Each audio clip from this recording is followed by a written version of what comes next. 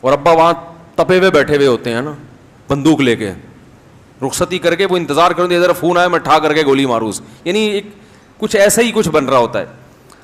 تو ادھر فوراً ذرا سا پھڈا ہوا, اس نے اٹھا کے کوئی پلیٹیں ولیٹیں توڑ دیں, کوئی بیلن اٹھا کے اس نے مار دیا, تو باؤ ایک دم پھڈا شروع. بھائی ابھی نئی نئی شادی ہوئی ہے, یہ ذرا سمجھ لیں آپ کی, ابھی دولہا میاں جو یہاں بیٹھے ہوئے تھے نا, تو فوراً بیگم نے کیا کیا, فون ملایا اور ایسے رو رو کے دکھڑے سنائے. ادھر ساس بھی فارم میں اور سسر, ان کو اپنا زمانہ یاد آ گیا ہیں بھائی. اور پھر وہ داماد کو فون کر کے سناتے ہیں, وہی تو ابھی ہم آ رہے ہیں تمہاری ایسی کی تیسی. یہ کہتے ہیں آؤ آ کے دیکھو ذرا, آ جاؤ, ہم نے بھی آستینیں چڑھائی ہوئی ہیں. ذرا سی بات ہوتی اور جاہلوں کی طرح, ارے بھائی ہوتا ہے یار, سب چلتا ہے سب گھروں میں, انسان ہے تو لڑیں گے نا آپس میں. آپ لوگ کا نہیں مائی سے پٹا ہو جاتا ہے یہاں پہ. انہوں نے ڈانٹ لگائی, زیادہ لگا دی, آپ کو غصہ آ گیا تھوڑا سا, آپ نے کہا یار نہیں بھائی ذرا ہاتھ ہلکا رکھو. اب یہ تھوڑی کہ اعتکاف چھوڑ کے بھاگ جاؤ یا نعیم بھائی کو اٹھا کے مزے سے باہر کر دو. چلتا ہے بھائی, جب اجتماعیت ہوتی ہے تو اونچ نیچ ہوتی ہے. اتنا نازک مزاج بننا, بالکل چھوئی موئی بن کے رہنا, ایسا آدمی دنیا میں کچھ بھی نہیں کر سکتا. سب سیٹ ہے, سب چلتا ہے, سب چلتا ہے. کو بہت زیادہ جب تک خطرناک حد تک معاملہ نہ پہنچے نا, چلانا چاہیے اور لڑائی کو بڑھانا نہیں چاہیے. ہو گئی چلو بھائی, تم نے بھی سنا دی, تم نے بھی سنا دی, مٹی پاؤ. یوسف اعرض عن ھذا, وہ عزیز مصر نے کہا تھا نا, یوسف بس کیا کر, جو ہوا سو ہوا. وہ تو خیر کسی اور وجہ سے کہا تھا اس نے. تو فوراً ایک لڑائی اور طوفان کھڑا ہو جاتا ہے. کیا کہہ رہا تھا میں, ہاں, تو حضرت علی رضی اللہ تعالیٰ عنہ کو پتہ چلا, نبی صلی اللہ علیہ وسلم کو پتہ چلا بھائی آپس میں تھوڑی سی کیا ہوئی ہے, ناراضی ہوئی ہے, اور حضرت علی گھر سے چلے گئے. تو نبی نے یہ نہیں کہا میری بیٹی سے کون ہوتا ہے یہ ناراض ہونے والے, میں نے اپنی بیٹی دے کے اتنی عزت دی, پیغمبر کی بیٹی سے نکاح کیا اور یہ ہو رہا ہے گھر میں, کچھ بھی نہیں. آپ صلی اللہ علیہ وسلم نے حضرت علی کو تلاش کیا, پتہ چلا جی مسجد نبوی میں مٹی میں سو رہے تھے. تو آپ نے جا کے محبت سے فرمایا یا ابا تراب, اے مٹی والے. کیا فرمایا, یا ابا, مٹی والے.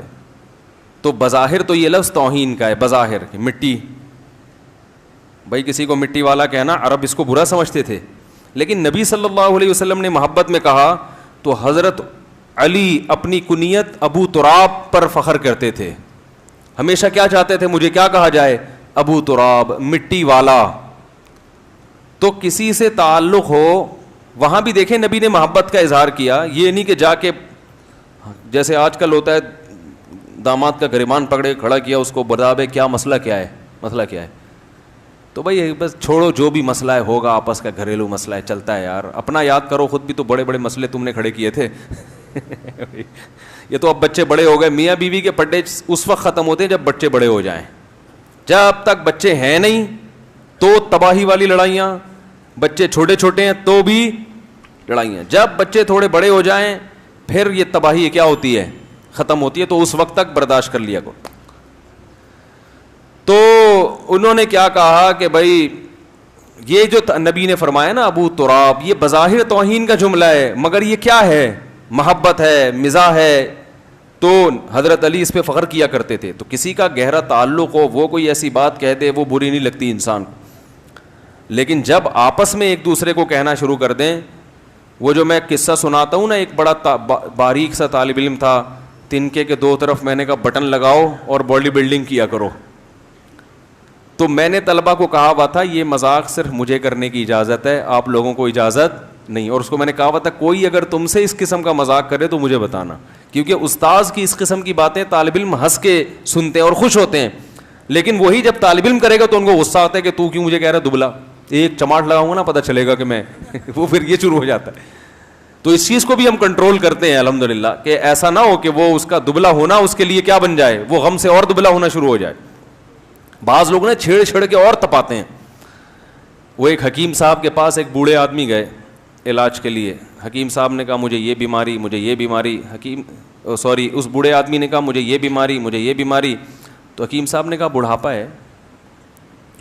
پھر اس بوڑھے آدمی نے کہا بھائی میں کھانستا بھی ہوں, مجھے کمر میں بھی تکلیف ہے. حکیم صاحب نے کہا کوئی مسئلہ نہیں, بڑھاپے کی وجہ سے ہوتا ہے ایسا. اب ہر بات میں بڑھاپا بڑھاپا, تو بوڑھے آدمی کو غصہ آ گیا. بولے کیا یار کوئی علاج کرو, دوا دو, ہر بات میں بڑھاپا بڑھاپا. تو جب غصہ آیا نا حکیم صاحب نے کہا یہ بھی بڑھاپا ہے.